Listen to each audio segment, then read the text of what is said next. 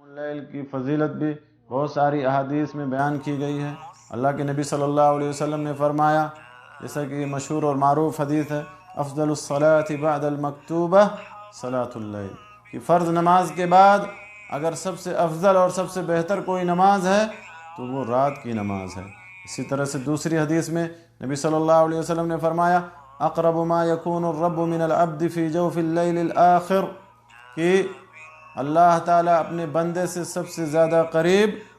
آخری رات کے حصے میں ہوتا ہے۔ تو اگر تم میں سے کوئی شخص یا کسی شخص کے پاس یہ طاقت ہو کہ وہ ان لوگوں میں سے ہو جائے جو اس وقت میں اللہ کو یاد کرتے ہیں، تو اسے ضرور کوشش کرنی چاہیے۔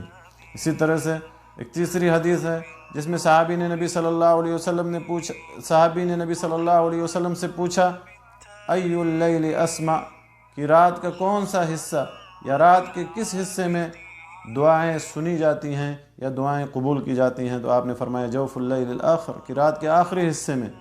پھر آپ نے حکم دیا، آپ نے فرمایا فصلی ما شئت، کہ جو ہو سکے تم نماز پڑھو، فإن الصلاۃ فیہ مشہودۃ مکتوبہ، کیونکہ اس وقت میں جو نماز پڑھی جاتی ہے وہ نماز لکھی جاتی ہے اور حاضر کی جاتی ہے۔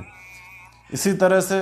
صحیحین کے اندر اللہ کے نبی صلی اللہ علیہ وسلم نے اللہ تعالیٰ کے بارے میں فرمایا کہ ینزل ربنا تبارک و تعالی کل لیلۃ الی السماء الدنیا،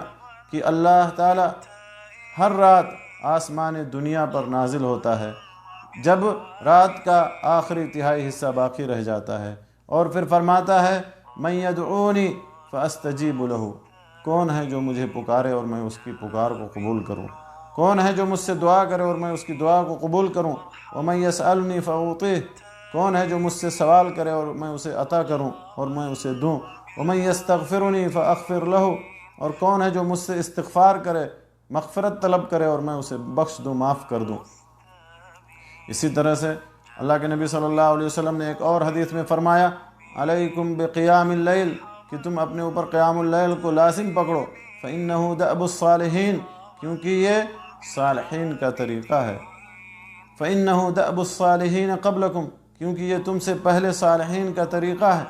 وقربۃ لکم الی ربکم، اور تمہارے لیے اپنے رب سے قریب ہونے کا ذریعہ ہے، سیئات